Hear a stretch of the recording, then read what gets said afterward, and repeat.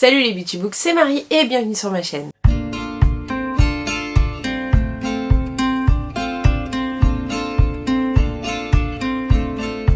J'espère que vous allez bien, on se retrouve pour les sorties livresques du mois d'avril.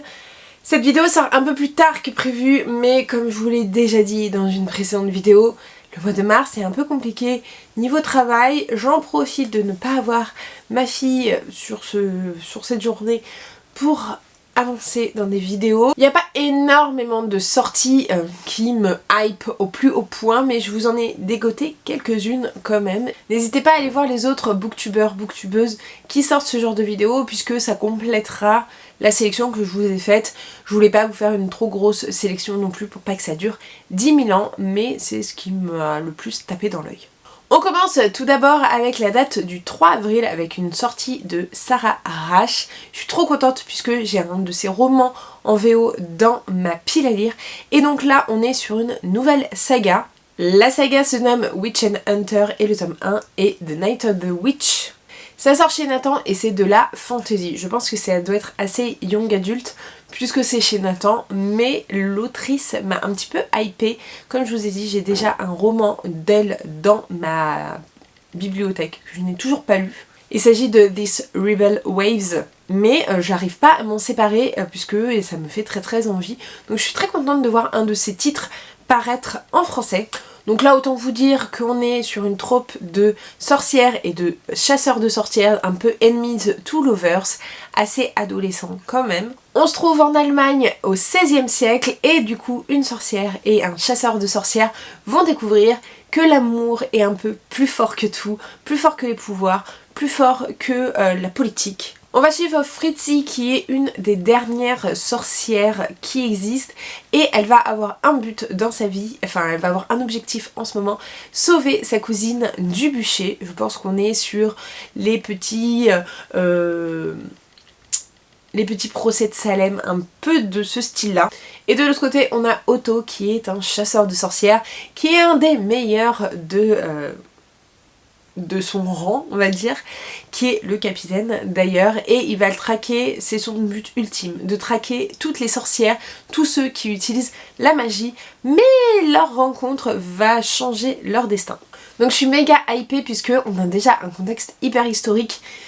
Ça j'adore, on a un Enemies to Lovers assez jeunesse qui va quand même finir en petite romance. Le trope de sorcière, chasseur de sorcières me hype au plus haut point.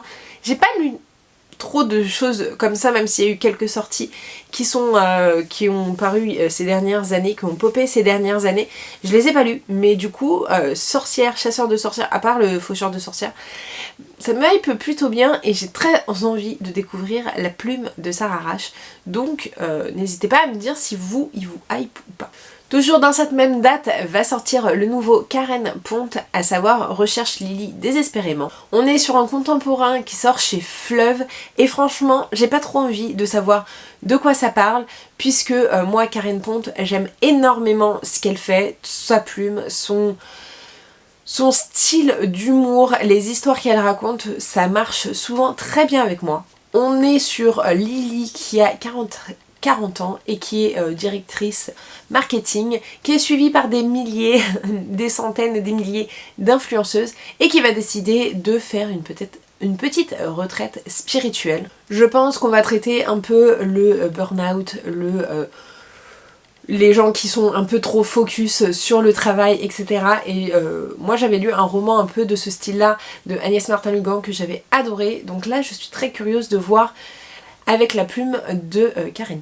Le 9 avril va sortir un livre qui a fait un peu une grosse hype en anglais. Il s'agit de La petite boutique de sortilèges qui va sortir chez Brajlon et c'est signé Sarah Beth Durst. On est sur une petite cozy fantasy avec un petit cottage un peu, j'ai l'impression, au milieu de la forêt, rempli de livres de sortilèges volés et de bonnes confitures. On nous dit que c'est une petite comédie romantique peuplée de créatures mythiques et de roulés à la cannelle, mais également de magie. Tout ça pour faire un petit cocktail plein d'amour. J'ai très hâte de découvrir ce titre. Je l'ai mis un peu je crois dans mes Goodreads Awards.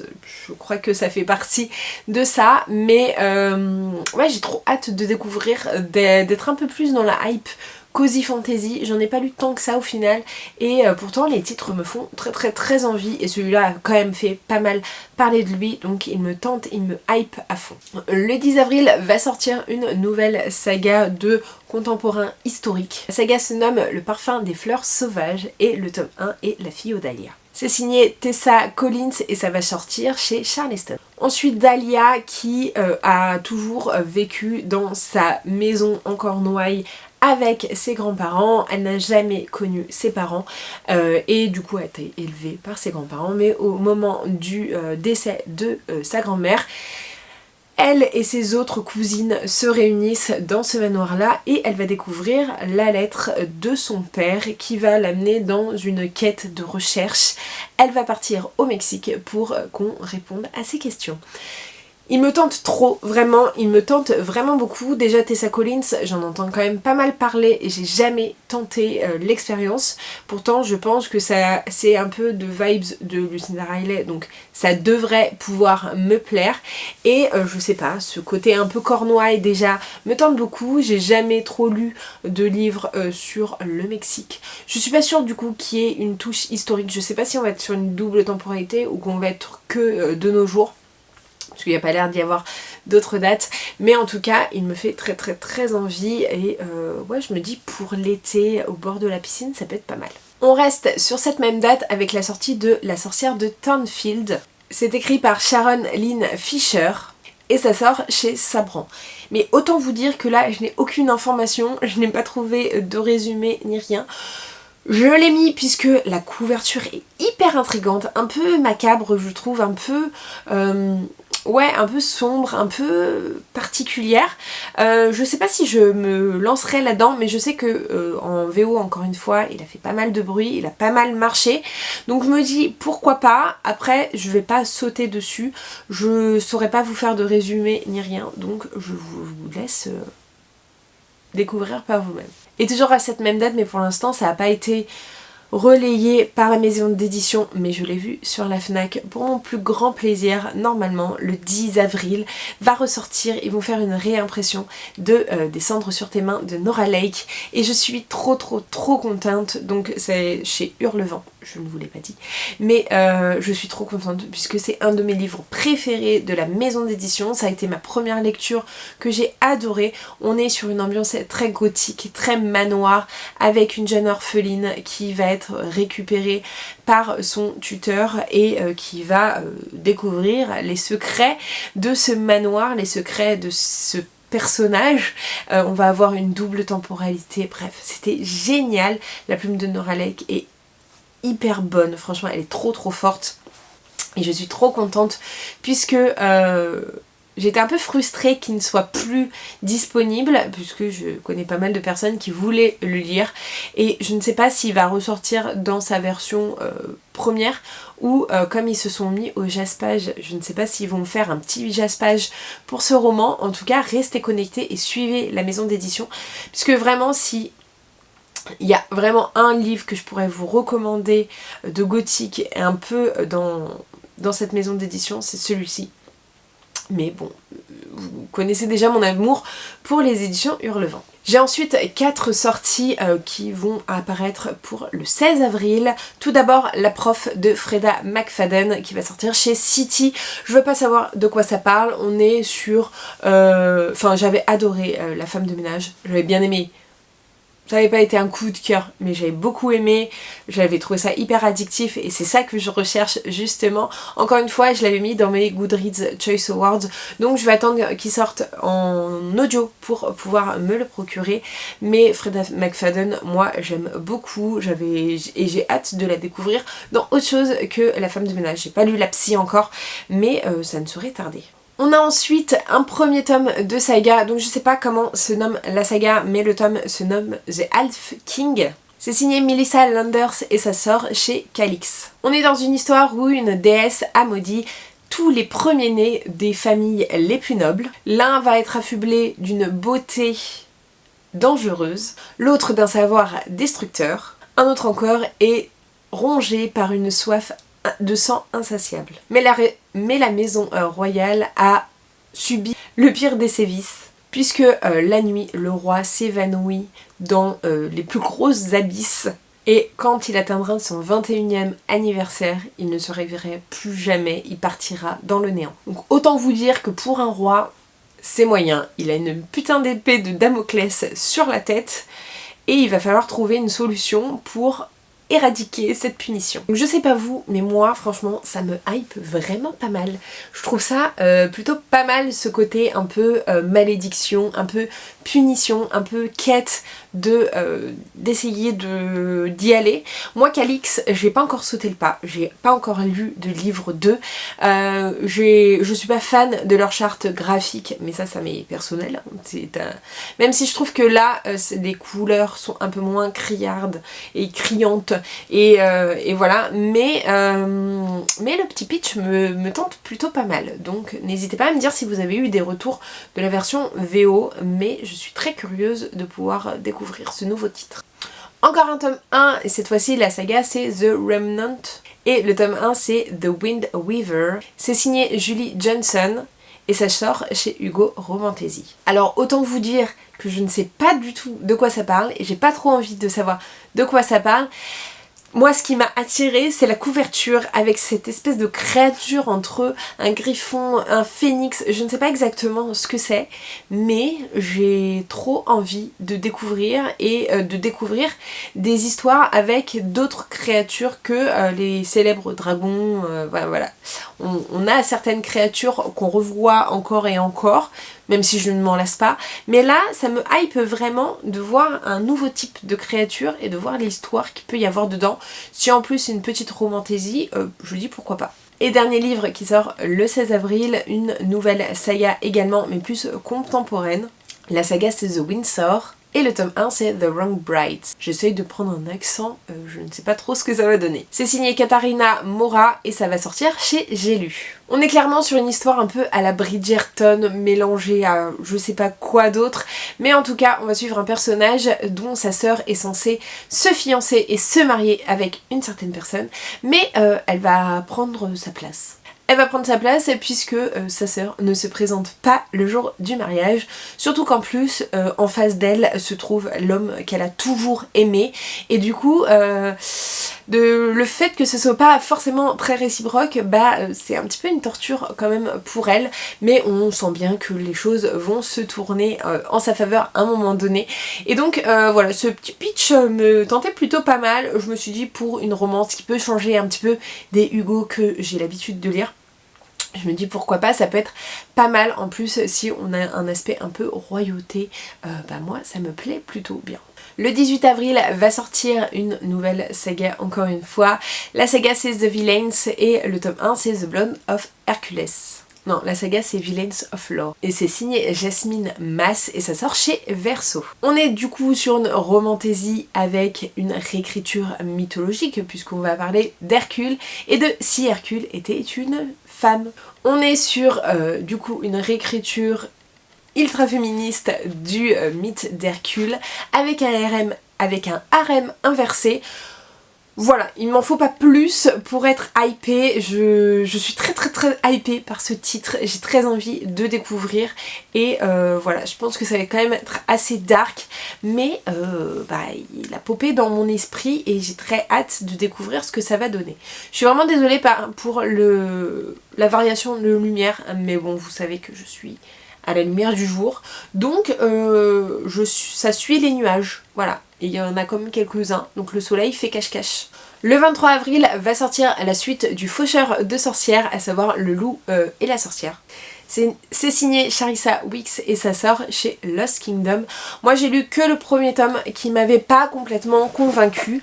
J'aimerais beaucoup lire le deuxième tome assez rapidement pour savoir si je continue dans cette saga ou pas. C'est une saga que Nina Quill adore. Apparemment le tome 2 est un peu plus convaincant que le tome 1. Ici on est sur une trope de sorcières et de chasseurs de sorcières, puisque on a une jeune femme qui a bien décidé à se faire choper par le faucheur de sorcières sortir cette année, puisqu'il y a plusieurs années c'est sa sœur qui est partie et elle compte bien la retrouver, et donc il y a tout des intrigues de cours etc. J'ai trouvé ça un peu long sur le premier tome, mais j'ai hâte de voir un peu comment va continuer cette saga. Mais en tout cas, pour ceux qui s'accrochent à cette saga et qui sont à jour, le tome 3 va pas tarder à sortir. On reste sur cette même date du 23 avril avec une nouvelle saga, encore une fois. La saga se nomme Les Flammes de la Révolte et le tome 1, L'ombre du faucon. Ça sort chez Lost Kingdom et c'est signé Virginie. On se situe en 1652 dans le royaume de France, où la jeune Ève a été enfermée dans un couvent, mais va sortir de ce couvent pour partir direction Bordeaux, épouser le duc d'Aquitaine. C'est un haut noble qui possède de la magie et qui a tout pour est très inquiétant. Sauf que quand elle arrive, elle découvre qu'elle le connaît bien, ce jeune homme, puisque c'est son compagnon de jeu d'enfance, sauf que il a un peu changé. Il n'a rien de ce compagnon de jeu qu'elle connaissait et puisqu'il lui cache des secrets, il refuse de lui parler, il est un peu amoché par la vie et a des blessures très apparentes qui le rendent infirme. Déjà, Lost Kingdom, moi en ce moment, je les ponce et j'aime beaucoup ce qu'ils font et j'ai envie d'acheter tous leurs livres, mais là ce côté en plus un peu urban fantasy où on est dans notre monde avec des choses qui nous parlent, les villes, les régions etc, mais avec cette petite touche de magie, franchement c'est hyper cool. Je pense qu'on va parler quand même pas mal du handicap, de la différence de l'autre, il y aura pas mal de secrets, de magie et peut-être une petite romance. Je pense que oui, mais j'ai très hâte de pouvoir découvrir ce nouveau titre qui me hype bien, et je pense que Virginie Despentes du coup doit être une française, donc je suis très contente que Lost Kingdom sorte de plus en plus d'auteurs français. On reste toujours chez Lost Kingdom, toujours à cette même date avec une nouvelle saga, à savoir Les Légendes d'Abreya, et le tome 1 c'est Le Mage sans visage. C'est signé Kenley Davidson et là on est sur de la fantasy un peu plus young adulte.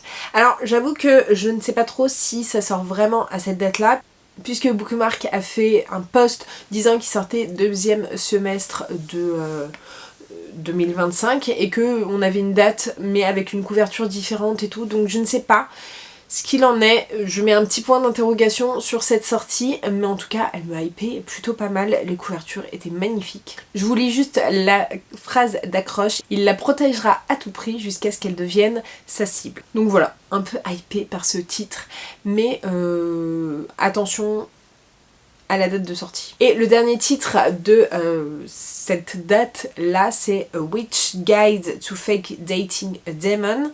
C'est signé Sarah Olley et ça sort chez Rajo. On est sur une romantasy je pense young adulte, puisque, ou en tout cas pas adulte, on est chez Rajo, donc c'est quand même assez soft niveau smut normalement.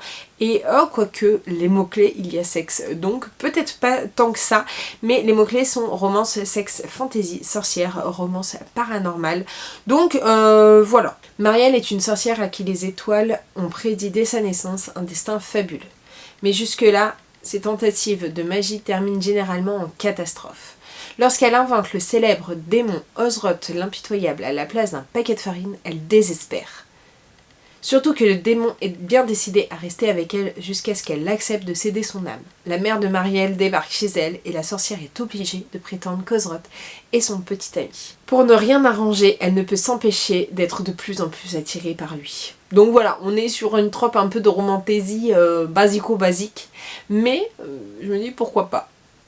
Ça me tentait bien, ça me hypait plutôt pas mal. On saute d'un jour avec le 24 avril et va sortir le dernier tome de la trilogie de Wicked de Jennifer Lermont-Scholz. On est sur une urban fantasy encore une fois, puisque on est à la Nouvelle-Orléans je crois, avec une chasseuse de faillés. Il y a tout un côté avec des faillés qui sont méchants, voilà, les faillés sont des méchants dans cette histoire. J'ai lu, je suis à jour dans cette saga, donc je vais lire le 3e tome, mais c'est clairement pas une saga que je porte dans mon cœur absolument. Je trouve que on sent que c'est une de ces vieilles sagas, une de ces premières peut-être sagas un peu adultes, et qu'elle s'est fait plaisir, voilà, il n'y a pas trop... c'est pas la meilleure saga qui existe. Franchement, si vous voulez une romantasy adulte, franchement foncez plutôt vers Le sang et la cendre, puisque Wicked c'est sympa, mais ça casse pas trois pattes à un canard. Voilà, c'est distractif, distrayant, mais c'est tout. Mais bon, voilà, c'est le dernier tome, donc je vais terminer cette saga, et puis c'est Jennifer Lamanchout, donc autant vous dire que je lis tous ses écrits.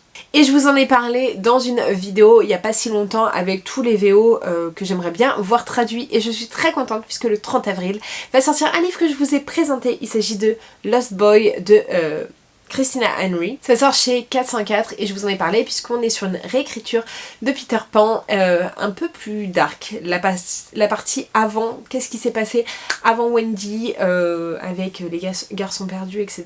Puisque on a un petit garçon qui arrive au pays imaginaire et qui va se lier d'amitié avec Peter.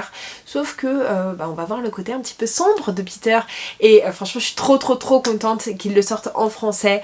C'est une réécriture que j'avais adorée et j'ai très envie de découvrir d'autres réécritures de cette autrice, parce que vraiment j'avais passé un très bon moment. Donc voilà pour cette vidéo, j'espère qu'elle vous aura plu. N'hésitez pas comme d'habitude à liker la vidéo, à la commenter et à vous abonner. N'hésitez pas à mettre une petite pile de livres, des petits emojis, ce que vous voulez. À me dire si vous avez retenu des sorties pour ce mois-ci que je vous ai pas forcément parlé, mais qui pourraient, qui vous intéressent vous. En tout cas, voilà, j'ai hâte de voir ces nouvelles sorties comme d'habitude. Je vous mets du coup juste ici pour vous abonner ici ma dernière vidéo. Et en attendant une prochaine vidéo, je vous fais de très gros bisous. Et je vous dis à très bientôt. Ciao!